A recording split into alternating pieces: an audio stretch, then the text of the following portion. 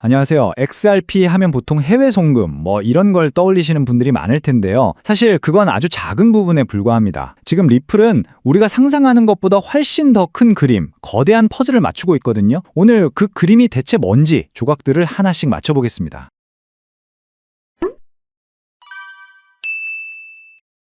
단순 결제 코인, 아마 XRP에 대한 가장 흔한 오해일 겁니다. 오늘 이 시간이 끝나면 그 생각이 완전히 바뀌실 거예요. 지금부터 리플이 거대한 퍼즐처럼 아주 치밀하게 한 조각씩 맞춰가고 있는 완전한 금융 생태계의 청사진, 그걸 같이 한번 들여다보겠습니다. 자, 그럼 오늘 우리가 이 거대한 퍼즐을 어떤 순서로 맞춰나갈지 한번 보시죠. 먼저 리플의 최종 목표가 뭔지 알아보고 이미 완성된 부분부터 시작해서요. 현재 조립 중인 핵심 엔진, 그리고 모든 걸 이어주는 연결고리, 마지막으로 가장 까다로운 규제 문제까지 차근차근 따라가 보겠습니다. 리플의 목표는 아주 명확합니다. 기관들이 쓰는 금융 시스템 전체를 이 블록체인 위에 새로 짓는 거예요. 자, 본격적으로 퍼즐 조각을 보기 전에 앞으로 계속 나올 두 가지 핵심 용어부터 확실히 짚고 넘어갈게요. 그래야 이해가 쉽습니다. 첫 번째는 어멘드먼트입니다. 이건 뭐냐면요, 그냥 이런 새로운 기능 한번 추가해봅시다 하고 올리는 공식 제안서, 일종의 투표한 건이라고 생각하시면 돼요. 아주 간단하죠? 그리고 이 어멘드먼트에 대해서 찬성, 반대 투표를 하는 존재들이 바로 밸리데이터입니다. 뭐랄까, 네트워크의 심판 같은 역할을 하는 신뢰도 높은 서머들이죠. 새로운 기능이 통과되려면 이 심판들의 80% 이상이 OK 사인을 보내야 합니다. 자, 이제 본격적으로 퍼즐을 맞춰볼까요? 어떤 퍼즐이든 테두리부터 맞추면 그림이 보이잖아요? 이미 제자리를 찾은 그 테두리 조각들부터 살펴보겠습니다. 놀랍게도 퍼즐의 테두리는 이미 다 맞춰져 있습니다. 부동산 같은 실물 자산을 블록체인에 올리고 개인정보는 지키면서 신원 인증은 하고, 또 허가받은 기관들만 들어올 수 있는 안전한 거래소까지, 한마디로 기관 투자자들이 마음 놓고 들어와서 뛸 수 있는 경기장의 뼈대는 이미 다 세워놓은 셈입니다. 자, 이제부터가 진짜 재밌어집니다. 뼈대만 있으면 뭐 하겠어요? 여기에 심장을 달고 피를 돌게 해야죠. 이 거대한 퍼즐에 생명을 불어넣을 핵심 엔진, 그건 과연 무엇일까요? 가장 중요한 조각, 바로 이 랜딩 프로토콜입니다. 이게 뭐냐면 기관들이 가진 막대한 XRP를 그냥 금고에 묵혀두는 게 아니라 이걸 빌려주고 이자를 받게 해주는, 말 그대로 돈이 돈을 벌게 하는 시스템인 거죠. 은행 없이요. 그런데요, 이 강력한 엔진이 아직 시동이 걸린 건 아닙니다. 지금 보시는 것처럼 밸리데이터들의 투표가 한창 진행 중인데, 활성화에 필요한 80% 찬성률에는 아직 한참 못 미치고 있죠. 아직 갈 길이 좀 남았다는 뜻입니다. 그리고 또 다른 핵심 조각, 바로 프라이버시입니다. 이건 뭐 당연한 얘기죠. 여러분, 어떤 대기업이 자기네 자금 흐름이나 투자 전략을 경쟁사한테 실시간으로 다 보여주고 싶겠어요? 절대 아니죠. 그래서 이건 필수적인 기능입니다. 자, 기초공사 끝냈고 핵심 엔진도 봤습니다. 그럼 이제 이 모든 걸 아주 매끄럽게 연결해줄 접착제 같은 조각들이 필요하겠죠? 바로 그 연결고리들을 살펴보겠습니다. 이 연결고리들은 시스템 전체를 아주 유기적으로 만듭니다. MPT DEX 통합은 토큰화된 부동산 같은 새로운 자산과 기존 XRP 시장을 이어주는 다리를 놓고요. 스마트 에스크로는 어떤 조건이 만족되면 돈을 자동으로 지급해라 같은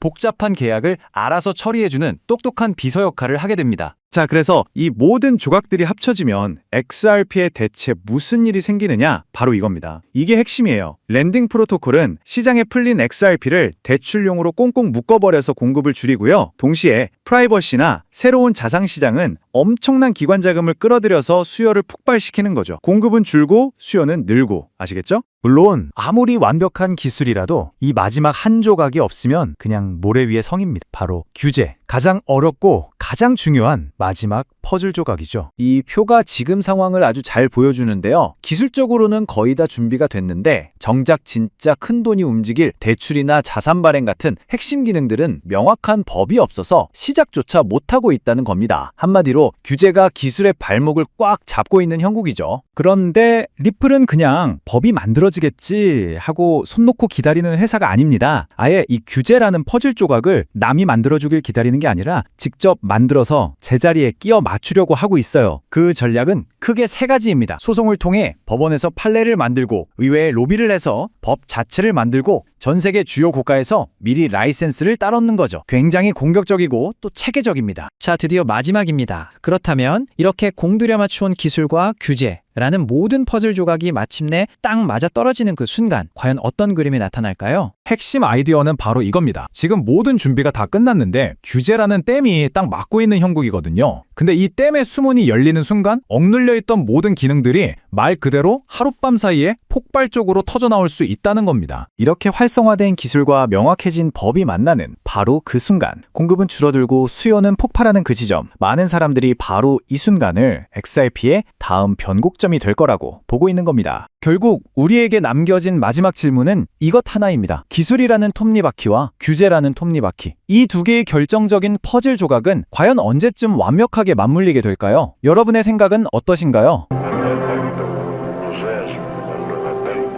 في أكمل